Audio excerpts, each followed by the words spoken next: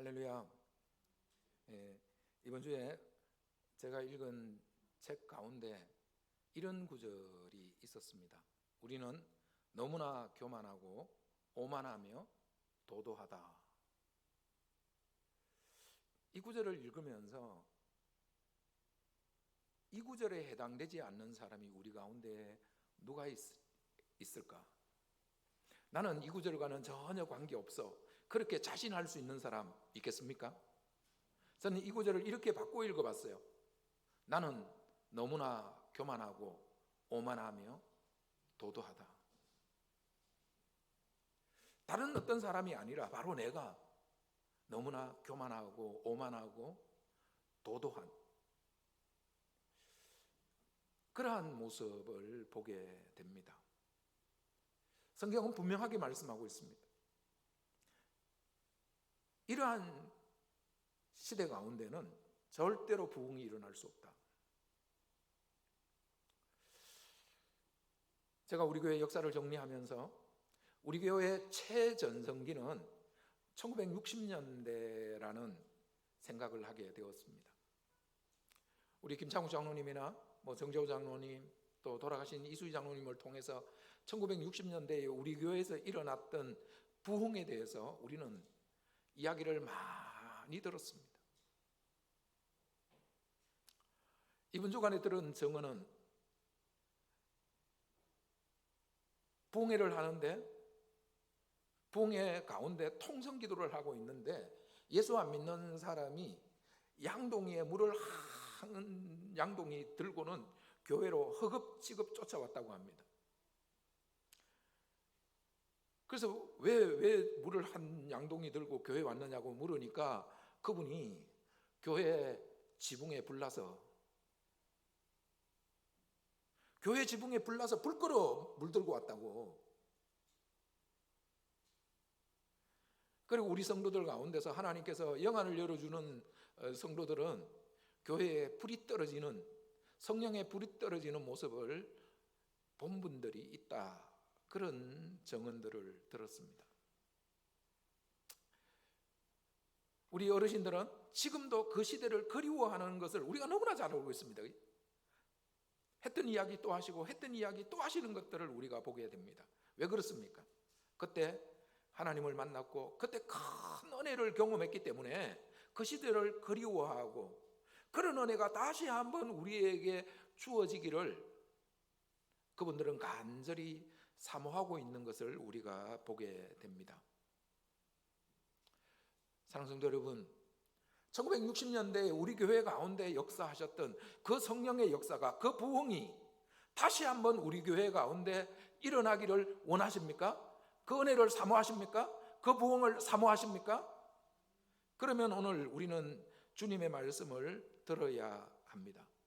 내 이름으로 일컫는 내 백성이 그들의 악한 길에서 떠나 스스로 낮추고 기도하여 내 얼굴을 찾으면 내가 하늘에서 듣고 그들의 죄를 사하고 그들의 땅을 고칠지라. 네 가지 조건이 맞으면 하나님께서 부흥을 우리에게 보내신다고 성경은 말씀하고 있습니다. 지난주에 우리는 히스기야 왕을 통해서 히스기야 왕 때에 그들이 어떻게 그들의 악한 길에서 떠났는가에 대한 말씀들을 나누었습니다. 오늘은 요시야 왕을 통해서 그들이 어떻게 스스로 낮춘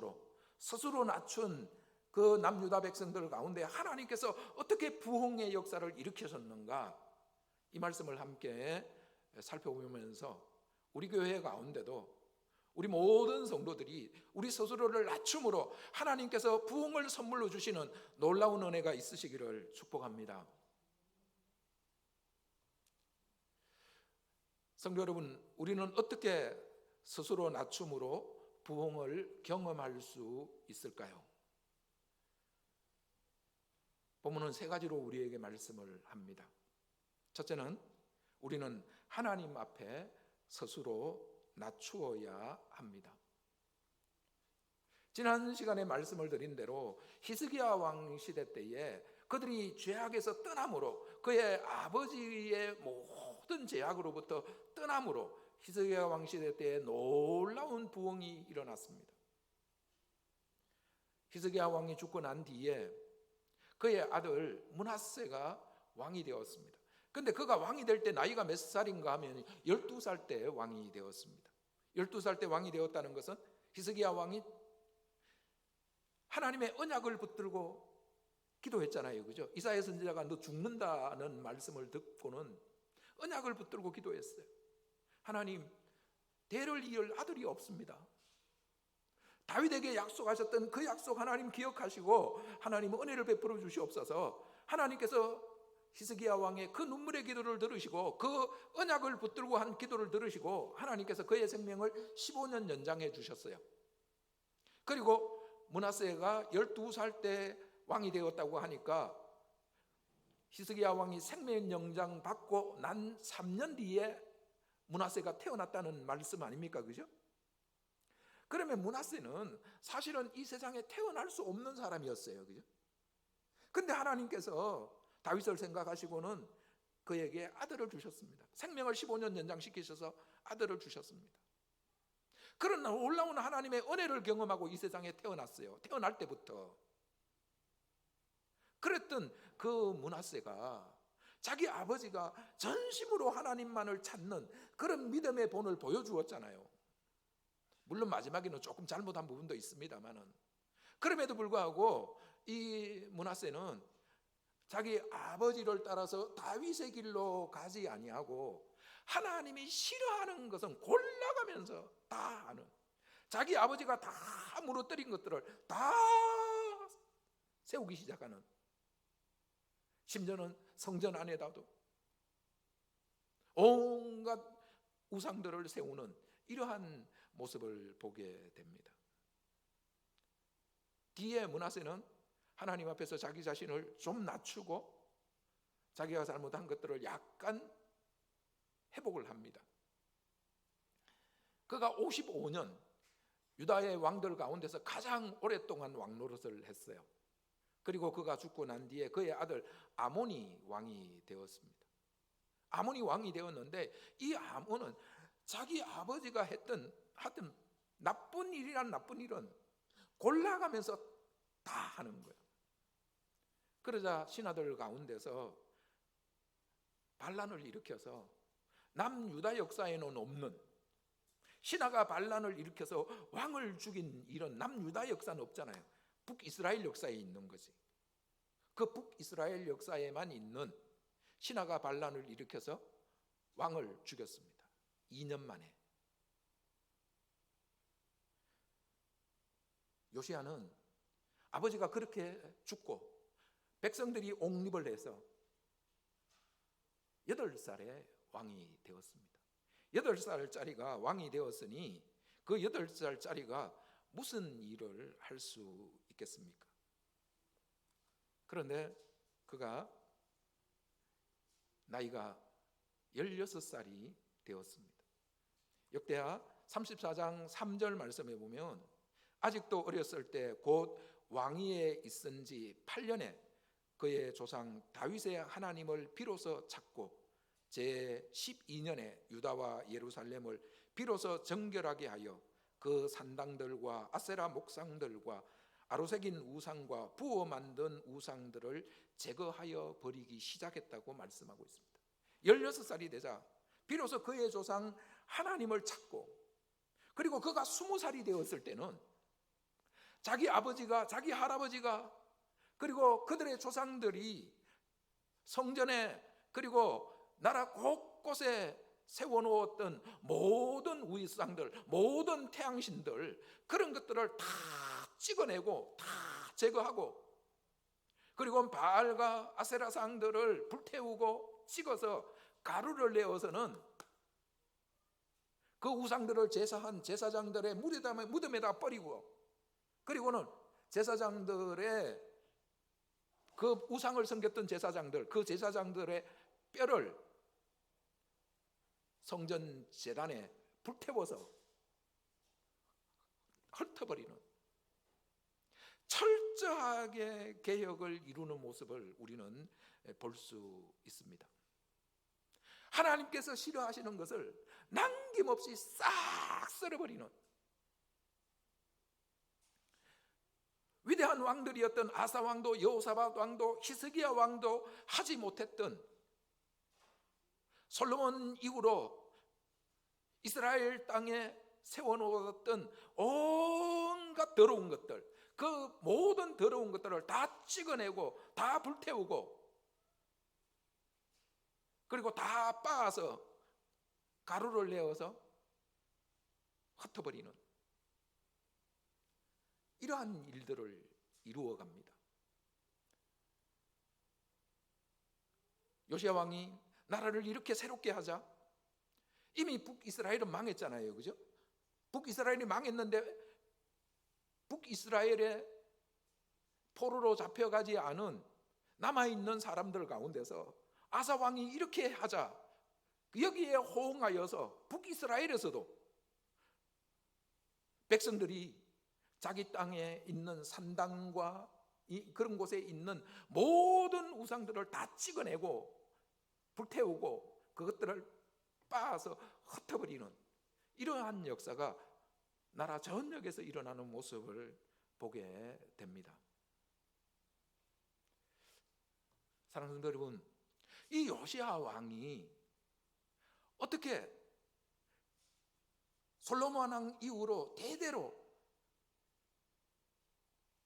이스라엘의 왕들이, 이스라엘 백성들이 나라 전역에 걸쳐서 세워놓았던 그 우상들, 하나님께서 너희를 위하여 우상을 만들지도 말고 절하지도 말고 섬기지도 말라고 하셨음에도 불구하고 그렇게 전역의 우상단지들을 만들어 놓았던 그 모든 우상들을 다 제거할 수 있었겠습니까?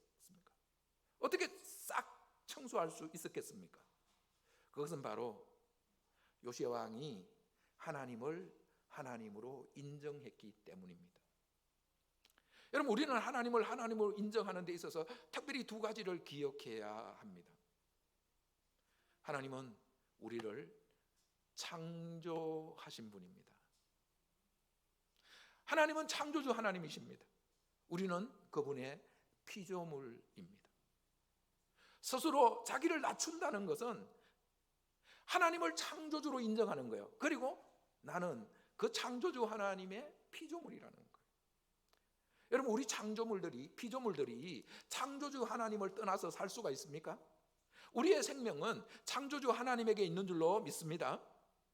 우리는 그분의 피조물이기 때문에 그분을 떠나서는, 물고기가 물을 떠나서는 살 수 있을지 모르지만 우리는 창조주 하나님 그분을 떠나서는 그 어떤 경우도 살 수 없는 줄로 믿습니다. 요시야 왕의 이 놀라운 정화 작업, 나라를 새롭게 하는 이 역사는 바로 하나님을 창조주 하나님으로 인정한 것입니다.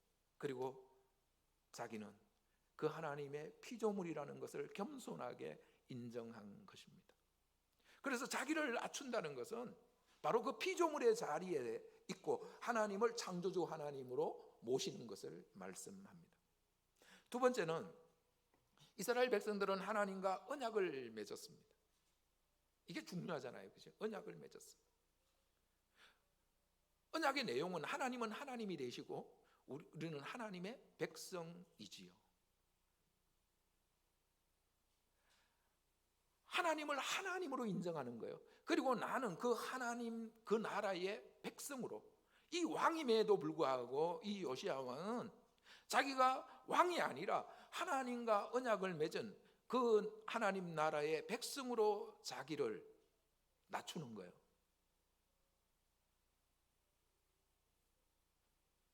자기를 낮추고 하나님을 하나님으로 인정할 때에 여러분, 하나님이 하나님으로 우리에게 역사하시는 줄 믿습니다. 그럼 오늘 우리는 예수 그리스도의 십자가를 통해서 하나님과 새 언약을 맺었습니다. 그래서 하나님은 우리의 아버지가 되십니다. 우리는 하나님의 자녀입니다. 하나님을 아버지로, 예수님의 십자가와 부활을 통해서 새 언약을 맺은 아버지로 인정하십니까? 그분을 아버지로 인정하십니까? 믿음이 무엇입니까? 믿음이 하나님을 하나님 아버지로 인정하는 것이 믿음입니다. 그리고 우리는요, 아들이에요. 자녀예요. 스스로 나를 낮춘다는 것은 내가 자녀의 자리로 내려가는 거예요. 나는 자녀의 자리로 내려가고 하나님을 아버지로 인정하는 것이, 여러분, 우리 스스로 우리 자신을 낮추는 것인 줄로 믿습니다. 그렇게 하나님을 창조주 하나님으로 인정하고 하나님을 언약의 하나님으로 인정하고 자기 자신은 그 하나님의 피조물이고, 그리고 하나님과 언약을 맺은 하나님 나라의 백성으로 스스로 겸손하게 낮추었을 때 하나님이 보시기에 부흥을 보낼 조건이 갖추어진 거예요. 그래서 하나님께서 이 요시야 왕 때에 하나님께서 놀라운 부흥을 선물로 허락해 주셨습니다. 성도 여러분, 우리는 어떻게 스스로 낮춤으로 또 부흥을 경험할 수 있을까요? 둘째로, 우리는 하나님 말씀 앞에 스스로 낮추어야 합니다. 요시야 왕은 모든 우상들을 다 제거한 뒤에 그리고는 성전을 이제 수리를 합니다. 역대하 34장 8절 말씀 우리 같이 한번 읽어보겠습니다. 요시야가 왕위에 있은 지 18째 해에 그 땅과 성전을 정결하게 하기를 마치고 그의 하나님 여호와의 전을 수리하려 하여 아살라의 아들 사반과 시장 마세하여 서기관 요아하스의 아들 요아를 보낸지라. 다 우상을 제거하고 난 뒤에 이제 하나님의 성전을 오랫동안 방치해 두었기 때문에 그 성전을 이제 수리하기 시작했어요. 수리하다가 놀라운 것을 발견하게 됩니다. 34장 14절 말씀 우리 같이 한번 읽어봅니다. 우리가 여호와의 전에 헌금한 돈을 꺼낼 때에 제사장 hil기야가 모세가 전한 여호와의 율법책을 발견하고, 모세가 전한 율법책이라고 했어요. 모세가 직접 전해준 율법책, 그거 잃어버렸던 거예요. 잃어버렸는데 그게 어디서 나왔는가 하면은 성전의 동계에서, 그 동계에다가 그냥, 좀 이런 표현이 참 죄송한 표현이지만 그냥 처박아 둔 거죠. 그죠?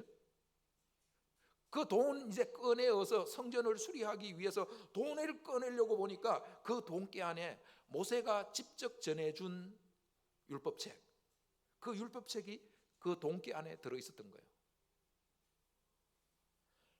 그래서 학자들은 그 율법책을 보통은 신명기라고 이야기합니다.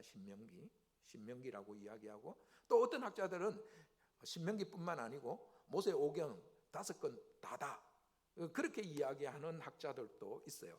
그것이 신명기이든 아니면 모세 오경 전체이든 간에 어쨌든 그 동계에서 모세가 직접 전해준 율법책을 발견한 거예요.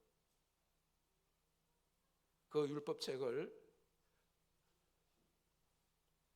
받아들고 이 요시야는 그 율법책을 읽으면서 하나님 앞에서 자기의 가슴을 찢으면서 하나님 앞에 통곡을 합니다. 왜냐하면 우리의 삶이 하나님의 율법의 말씀과 너무 멀어져 있기 때문에, 하나님의 말씀대로 살지 않았기 때문에, 하나님 앞에서 말씀을 듣고는 하나님 앞에서 통곡을 합니다. 그렇게 하나님 말씀 앞에서 그가 통곡을 했을 때 하나님께서는 선지자를 보내셔서 요시야에게 이렇게 말씀을 하십니다. 우리 34장 27절 같이 한번 읽어보겠습니다. 내가 이곳과 그 주민을 가리켜 말한 것을 내가 듣고 마음이 연약하여 하나님 앞 곧 내 앞에서 겸손하여 옷을 찢고 통곡하였으므로 나도 내 말을 들었노라. 여호와가 말하였느니라. 하나님께서 선지자를 보내셔서 내가 하나님의 말씀을 듣고 마음이 연약하여, 여러분, 마음이 연약하여라는 표현이 뭡니까? 겸손해졌단 말이죠. 낮아졌다는 말이죠. 그죠? 마음이 낮아졌단 마음입니다. 말씀 앞에서 마음을 낮추었어요. 말씀 앞에서. 그리고 하나님 앞 곧 내 앞에서 겸손하여 옷을 찢고 통곡하였으므로, 요시야가 하나님의 말씀을 들었으므로 하나님께서도 나도 내 말을 들었노라. 마음을 낮추어서 하나님의 말씀을 들었어요. 요시야 왕이 마음을 낮추어서 하나님의 말씀을 듣자 하나님께서 기쁘셔서, 너무 기쁘셔서 선지자를 보내셔서 너가 마음을 낮추어서 내 말을 들었으므로, 옷을 찢고 그 말씀대로 살지 않은 죄를 회개했으므로 나도 너의 말을 들었다. 하나님께서 요시야의 말을 들으시고 하나님께서 그 요시야 시대 때에 부흥을 보내신 줄로 믿습니다. 상성도 여러분, 1960년대에 일어났던, 그리고 1907년에 일어났던 평양 대부흥운동, 여러분 얼마 전에 100주년이 지나갔죠. 그럼 100주년 기념 행사를 한다고 해서 그 부흥이 다시 일어나겠습니까? 아니에요. 하나님께서는 오늘 우리에게 부흥의 조건만 갖추어지면 하나님께서는 언제든지 부흥을 보내신 줄로 믿습니다. 부흥의 조건이 갖추어져야 돼요. 역대하 7장 14절 말씀은 그 부흥의 조건이 4가지라고 우리에게 말씀해 주고 있는 거예요.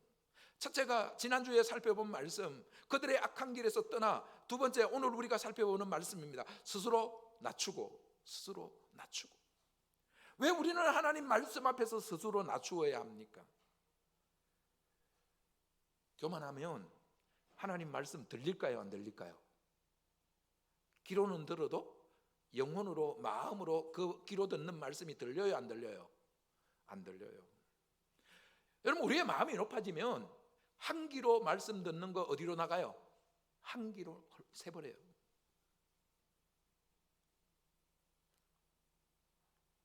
마음이 높으면 하나님의 말씀이 들리지 않아요. 듣기는 들어도 뭘 듣는지 몰라요. 아무것도 몰라요. 육신으로 들어도 그 말씀이 심령 가운데, 영혼 가운데 들리지 않아요. 하나님의 말씀은 오직 마음이 낮은 사람에게만 들리는 줄로 믿습니다. 마치 이게 뭐와 같은가 하면요, 여러분 산 꼭대기에 비가 하루에 1000mm가 쏟아졌어요. 1000mm가 산 꼭대기에 1000mm가 하루에 쏟아지면 거의 노아 홍수 날 정도죠. 1000mm가, 그죠? 그런데 그 산 꼭대기에 노아 홍수가 날 정도로 그렇게 비가 쏟아져도 그 산 꼭대기에는 물이 고여요, 안 고여요? 안 고여요. 물은 어디에 고여요? 높은 곳에 고이지 않습니다. 물은 낮은 곳에 고입니다. 하나님의 말씀도 똑같아요. 마음이 높아진 사람에게는 그냥 말씀의 폭우가 쏟아져도 그 말씀 그냥 다 새버려요. 다 흘러가 버려요. 그 마음에, 그 영혼 가운데 그 말씀이 전혀 고이지 않아요. 전혀 그 말씀이 그 마음 가운데, 그 심령 가운데, 그 영혼 가운데 머물지 않아요.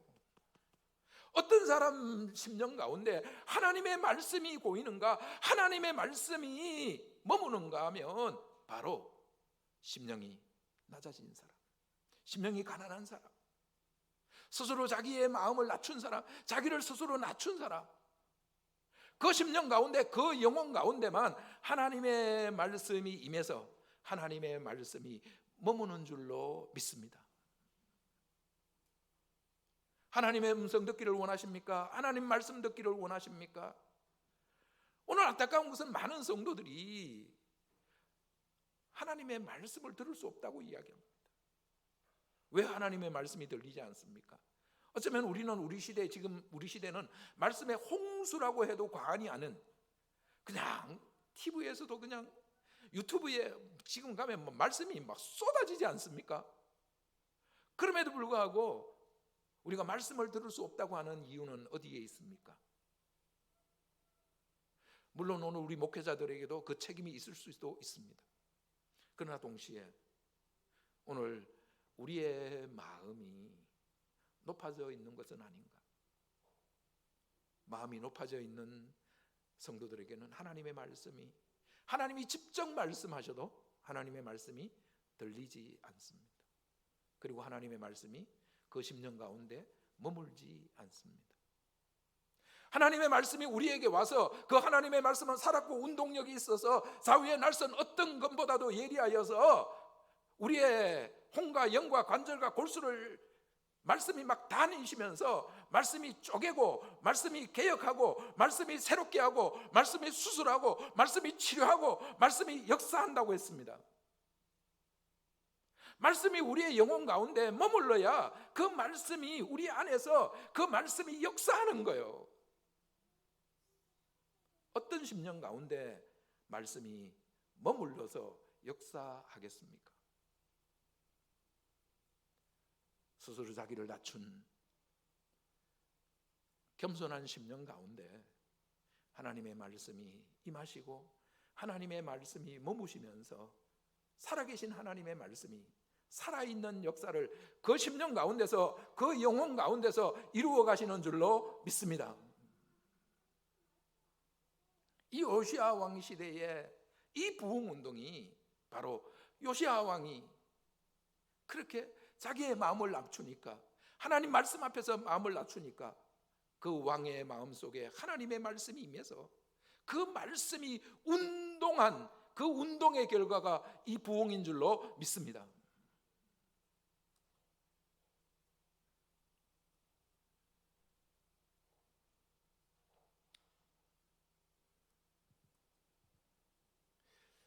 사랑하는 성도 여러분, 우리는 어떻게 스스로 낮춤으로 부흥을 경험할 수 있을까요? 세 번째는 우리는 하나님 사람 앞에 스스로를 낮추어야 합니다. 하나님 앞에서 스스로를 낮추어야 하고 하나님의 말씀 앞에서 낮추어야 하고 그리고 하나님의 사람 앞에서 우리는 또 스스로를 낮추어야 합니다. 역대하 34장 30절 말씀을 우리 같이 한번 읽어보겠습니다. 시작. 왕이 여호와의 전 안에서 발견한 언약책의 모든 말씀을 읽어 무리의 귀에 들려주고. 지금 요시야 왕이 모세가 전해준 그 율법책을 발견한 그 율법책, 얼마나 기분이 좋은지, 얼마나 좋은지. 지금 백성들을 불러 모았어요. 장로들을 불러 모았는데 장로들만 온 것이 아니고 막 백성들도 다 모였어요. 그래서 그 율법책을 지금 낭독하는 거예요. 그 율법책을 읽어주는 거예요. 그런데 누가 그 율법책을 읽었다고 말씀하죠? 누가? 왕이 여호와의 전 안에서 발견한 언약책의 모든 말씀을 읽어 무리의 귀에 들려주고. 이럴 수 있잖아요. 왕이 앞자리에 앉아서 제사장에게 율법책 읽으라고 왕은 앞자리에 앉아서 이렇게 율법책을 들을 수도 있잖아요. 그죠? 그 듣는 것만 해도 대단한 거 아닙니까? 지금 이 율법책이 신명기라고 해도 모세 오경이 아니고 신명기 한 권이라고만 해도 신명기 한 권을 읽으려면 최소한 3시간을 읽어야 돼요. 그죠? 최소한 3시간을 읽어야 돼요. 근데 왕이 제사장에게 읽으라고 이야기하고 앞자리에 앉아서 그 율법책의 말씀을 듣기만 해도 그 왕은 대단한 왕이에요. 그런데 이 요시야 왕은 제사장에게 당신이 읽으세요, 나는 앞에서 듣겠습니다가 아니고, 우리가 느헤미야서의 말씀을 볼 때 유대인들은 하나님의 말씀을 들을 때에 앉아서 듣는 것이 아니라 성경을 읽을 때에, 성경 읽는 것을 들을 때에, 그때 당시에는 성경을 들었어요. 그죠? 들은 이유는 성경이 많지 않기 때문에 한 사람이 읽고 나머지는 뭐요? 서서 듣는 거예요. 그죠? 그래서 우리가 요한계시록 1장에 보면은 듣는 자들과 읽는 자들과 행하는 자들이 복이 있다, 그렇게 말씀하는 거죠. 그죠? 읽는 자는 단수고 듣는 자들과 행하는 자들, 복수로 쓰고 있죠. 그죠? 읽는 사람은 한 사람이고 듣는 사람은 여러 사람이고 말씀을 행하는 사람도 여러 사람이니까, 그래서 읽는 자는 단수를 쓰고 있고 듣는 자들과 행하는 자들은 복수를 쓰는 거예요. 왕이잖아요, 왕. 그런데 요시야 왕은 다른 사람이 읽는 말씀을 듣는 것이 아니라 왕이 직접 모든 말씀을 읽어 무리의 귀에 들려주었다고 말씀하고 있는 것을 보게 됩니다. 이렇게 왕이 솔선수범해서 백성들 앞에서 자기 자신을 낮추어요. 백성들 앞에서 왕이 나는 왕이다, 당신들은 백성이고 나는 왕이다, 그런 자세가 아니고 왕이 지금 모든 백성과 똑같이 지금 율법책을 발견했다는 것은 하나님과의 언약 관계를 이야기하잖아요. 언약 관계를 이야기하잖아요. 그러니까 이 왕이 모든 백성들과 똑같이 나도 당신들과 똑같은 하나님과 언약을 맺은 언약 백성 중에 한 사람입니다. 그런 태도를 지금 왕이 가지고 있는 거예요. 그런 태도를 지금 취하고 있는 거예요.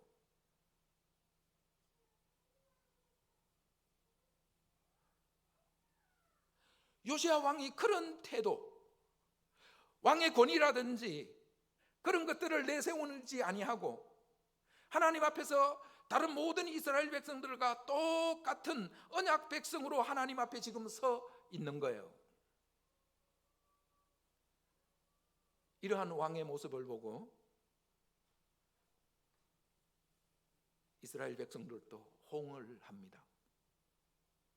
34장 32절 말씀을 우리 같이 한번 읽겠습니다.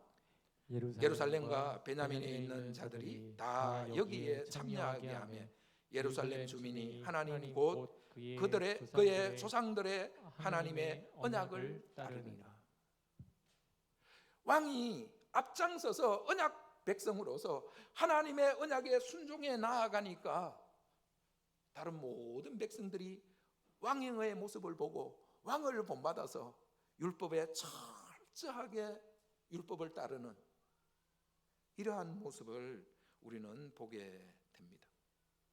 그래서 왕이 하나님과 율법 관계, 언약 관계를 새롭게 하니까 백성들도 따라서 하나님과의 언약 관계를 새롭게 하는, 이스라엘 백성들에게서 지금 굉장히 중요한 사건입니다.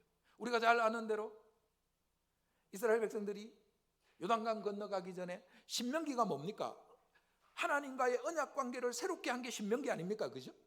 그리고 여호수아가 죽어갈 때에, 여호수아가 이제 세상을 떠나기 직전에 이스라엘 백성들을 다 불러 모으고 너가 하나님과 다른 이방인 신 사이에서 주저주저 하지 말고 너희들 어떻게 할 거냐? 너희들 보기에 이집트에서 섬기던 신이 좋으면은 그 섬겨라. 그런데 나와 내 집은 오직 여호와만을 섬기겠노라. 그렇게 하나님과의 언약 관계를 새롭게 할 때에 이스라엘 백성들이 여호수아를 따라서 우리도 오직 하나님만을 섬기겠습니다. 그렇게 언약 관계를 새롭게 했잖아요. 그죠? 이걸 조금 어려운 용어로는 언약 갱신이라고 해요. 뭐라고 한다고요? 언약 갱신. 언약을 새롭게 한단 말이에요. 하나님과의 언약을 새롭게 한단 말이에요. 언약 관계가 지금 느슨해졌어요. 하나님은 하나님이시고 우리는 하나님의 백성으로서 하나님의 이 언약의 말씀을 따라서 살아야 될 이 백성들이 하나님과의 언약 관계가 느슨해진 거예요. 하나님을 언약을 맺은 하나님으로 별로 인정을 안 하고 우리도 하나님과 언약을 맺은 백성으로 별로 인정을 안 하고, 그러니까 내 마음대로 사는 거죠. 근데 요시야 왕은 이 율법책을 발견하고 나서는 자기 자신도 모든 일반 백성들과 똑같은, 하나님 앞에서는 똑같다는 거예요. 그죠? 똑같다는 거예요. 그죠? 솔선수범해서 하나님과의 언약 관계를 새롭게 함으로 백성들도 본을 받아서 하나님과의 언약 관계를 새롭게 하는 모습을 우리가 볼 수 있습니다. 그래서 역대하 34장 29절에서 33절에 보면 모든 다라는 단어가, 이게 히브리어는 콜이라는 단어예요. 콜이라는 단어인데, 이 콜이라는 단어가 우리 번역에는 어떤 곳에는 모든으로 번역을 했고 어떤 곳에는 다라고 번역을 했어요. 그런데 이 콜이라는 단어가 몇 번 나오는가 하면은 무려 11번 나와요. 11번. 이 콜이라는 단어가 모든 백성이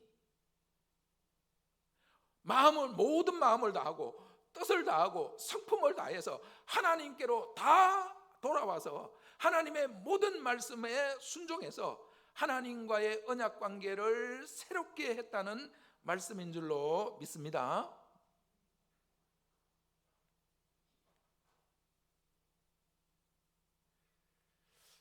사랑하는 성도 여러분, 우리가 역대기 말씀을 읽어보면 하나님께서는 조건만 맞으시면 부흥을 보내십니다. 부흥을 선물로 주십니다. 이 조건이 맞았던 왕, 네 왕이지요. 아사 왕, 여호사밧 왕, 히스기야 왕, 요시야 왕.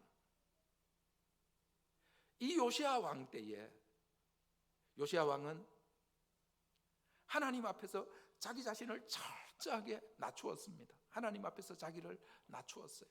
하나님은 창조주 하나님이시고 나는 피조물. 그래서 피조물인 나는 창조주 하나님만을 의지하면서 살아야 될 존재라는 사실을 알고 자기 자신을 낮추었어요. 그리고 하나님과 언약을 맺은 언약 백성으로서 하나님을 하나님으로 인정했어요. 그리고 자기는 그 하나님 나라의 백성으로 자기 자신을 낮추었어요. 자기가 왕이 아니라, 왕의 자리에 거하는 것이 아니라 언약 백성의 자리에서 하나님을 하나님으로 인정했어요. 사랑하는 성도 여러분, 오늘 우리는 하나님과 예수님을 통해서 새 언약을 맺었습니다. 우리는 새 언약 백성으로서 하나님을 아버지로 인정하고 우리는 자녀로서, 여러분, 아버지는 우리가 부탁 안 해도, 사실은 여러분 우리가 부탁 안 해도 아버지는 아버지 노릇 하세요. 아버지가 부탁해야 아버지 노릇 하십니까? 아버지 노릇 좀 해주세요. 그래야 아버지 노릇 해줍니까? 제가 아버지 노릇 하는 거 보니까요, 우리 자녀들이 저에게 부탁하지 않아도 제가 막 검색을 해요. 맛있는 거 있으면 애들에게 보내려고. 아버지는 부탁 안 해도, 자식이 부탁 안 해도 부탁해서 아버지 노릇 하는 사람 있어요? 없어요. 부탁 안 해도 아버지는 아버지 노릇 하시는 거예요. 우리가 부탁 안 해도 하나님은 아버지 노릇 해주시는 줄 믿습니다. 아버지 노릇 하셔서 우리에게 좋은 것 주시고, 아버지 노릇 하셔서 우리의 기도 들어주시고, 아버지 노릇 하셔서 우리가 눈물 흘리면 우리의 눈에서 눈물 닦아주시고, 아버지 노릇 하셔서 우리를 인도하시고 우리를 보호해 주시는 줄로 믿습니다. 문제는 우리예요. 우리가 자녀로서 자녀 노릇을 하느냐는 거예요. 자녀 노릇이 무엇입니까? 아버지를 인정하는 것이 첫 번째 자녀 노릇인 줄로 믿습니다. 아버지를 아버지로 인정하는 것, 그게 첫 번째 자녀 노릇이에요. 그리고 자녀 노릇이 뭡니까? 아버지 싫어하는 거 안 하면 되는 거예요. 아버지 뭐 싫어합니까? 우상 섬기는 거 싫어하세요? 아버지 뭐 싫어합니까? 싫어하는 거 안 하는 거예요. 세 번째, 아버지가 좋아하는 거 하면 돼요. 아버지가 좋아하는 거. 아버지 뭐 좋아하십니까? 하나님 아버지는 하나님 말씀 듣는 거 좋아하세요. 하나님 말씀에 순종하는 거 좋아하세요. 하나님 말씀대로 사는 거 좋아하세요. 하나님 말씀대로 막 살면 아버지가 너무너무 막 좋아하세요.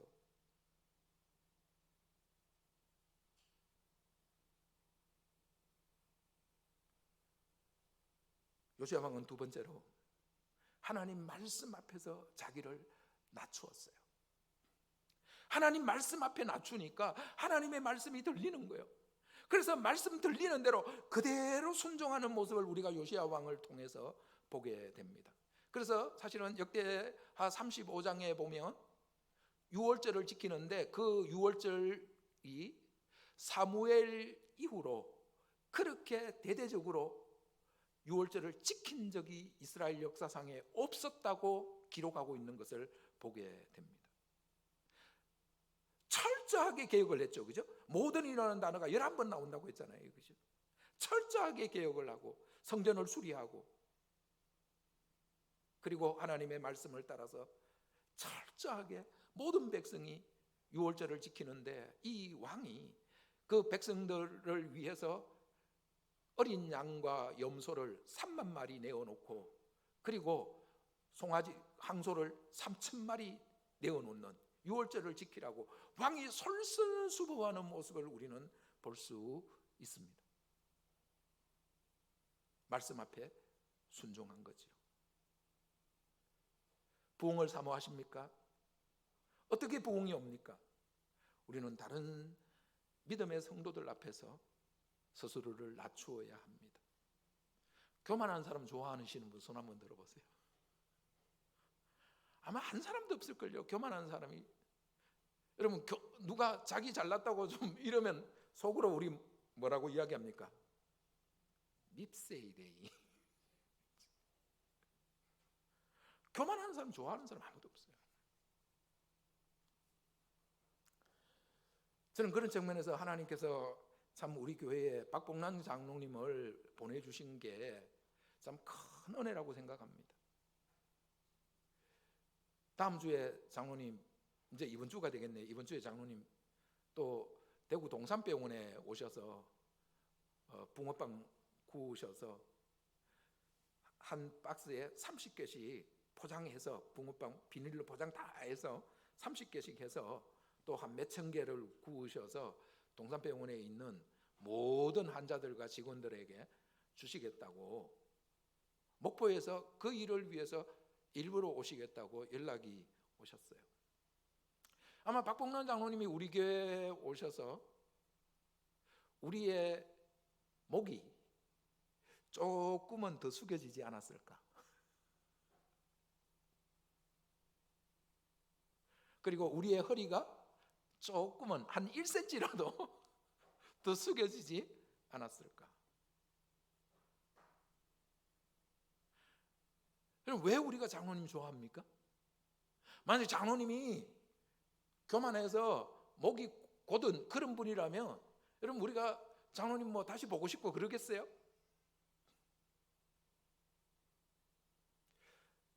장로님 모습 속에서 정말 진솔한 겸손한 모습을 우리가 보기 때문에 우리가 장로님 좋아하는 것 아닙니까?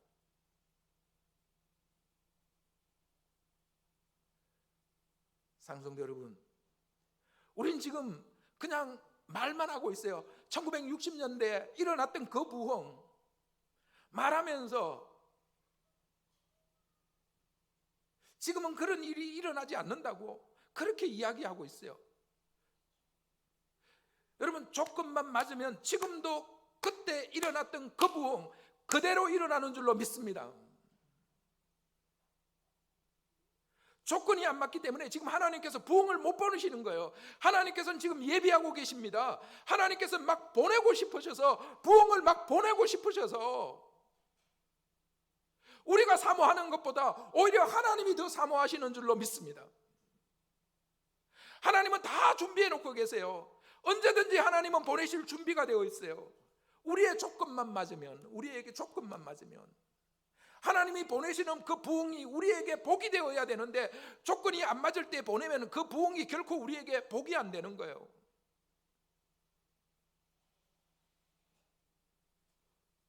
하나님이 보내시는 부흥이 우리에게 복이 될 때 여러분 하나님은 부흥을 우리에게로 보내십니다. 두 번째 조건 우리에게 말씀하셨습니다.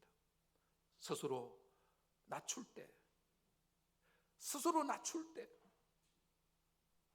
하나님께서는 우리에게 다시 부흥을 보내주시겠다고 약속하고 계시는 줄로 믿습니다. 사랑하는 성도 여러분, 오늘 다른 사람이 아니라 내 모습을 말씀 앞에서 보실 수 있기를 축복합니다. 나는 목이 곧은 사람 중에 한 사람이 아닌가? 내가 지금 높아져 있지 않은가? 내가 교만해져 있지 않은가? 내 모습을 말씀 앞에 보면서 이 요시야 왕이잖아요. 왕인데 그는 왕의 자리에 거하는 것이, 처하는 것이 아니라 그는 창조주 하나님의 피조물의 자리에, 그는 하나님과 언약을 맺은 언약 백성의 자리에, 자기 자리, 왕의 자리가 아니라 그 자기 자리에 처함으로 다른 모든 백성들이 이 왕의 모습을 보고 본을 받아서 다 스스로 낮춤으로 하나님께서 놀라운 부흥을 이 남유다 역사 가운데 보내시는 모습을 보게 됩니다. 간절히 바라기는 제가 목회하는 기간에 하나님께서 우리 교회 가운데 1960년대에 우리 교회에서 일어났던 그런 부흥을 다시 한번 우리에게 보내주셔서 우리로 하여금 하나님의 부흥을 보고 우리 가운데 그 부흥의 역사가 일어나는, 다시 한번 그 부흥의 역사가 일어나는, 다시 한번 우리 교회가 새로워지는 그런 하나님의 놀라운 은혜의 역사가 있도록 우리 다 함께 기도하실 수 있기를 축복합니다. 기도하겠습니다. 우리 같이 한번 1분만 한번 통성으로 한번 주여 일창하고 한번 통성으로 기도하겠습니다. 하나님, 1960년대에 일어났던 그 부흥, 이 시간 하나님 우리가 우리의 마음을 낮춥니다.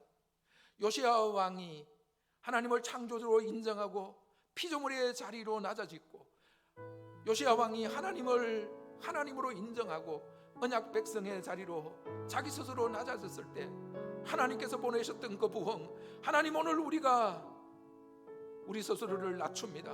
하나님 우리에게도 부흥을 보내어 주시옵소서. 우리 주여 일창하고 한번 통성으로 한번 같이 한번 기도하겠습니다.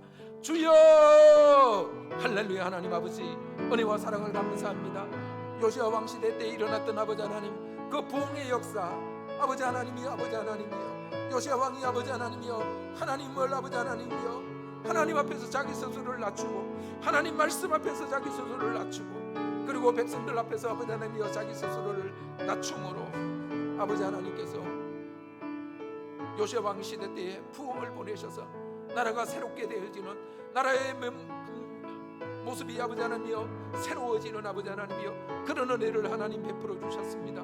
하나님 아버지, 1960년대에 우리 교회 가운데 아버지 하나님이여 부흥을 보내주셔서 아직도 우리 장로님들은 아버지 하나님이여 그 시대를 아버지 하나님이여 사모하고 그 시대를 그리워하고 그 시대를 아버지 하나님이여 이야기하고 있습니다. 아버지 하나님, 우리가 그 시대를 아버지 하나님이여 이야기하지만 하지 않게 하시고 하나님 아버지, 우리 시대에 아버지 하나님이여 부흥을 보내어 주시옵소서.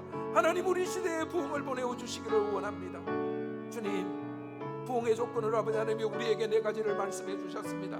그들의 악한 길에서 떠나 스스로 낮추고 하나님 아버지, 우리로 하여금 아버지 하나님이여 악한 길에서 떠나게 하여 주시고 우리 스스로를 하나님 앞에서 낮추는, 우리 스스로를 하나님 말씀 앞에 낮추는, 우리 스스로 아버지 하나님이여 서로 앞에서 우리를 자신을 낮추는, 그래서 아버지 하나님이여 하나님의 말씀이 들려지게 하시고 하나님의 말씀이 아버지 하나님이여 우리 가운데 거하여서 우리 가운데서 역동적으로 역사하는 하나님의 놀라운 은혜의 역사가 일어나게 하여 주시기를 간절히 기도드리옵고 원합니다. 주여, 다만 크고 놀라우신 은혜를 허락하여 주시옵소서.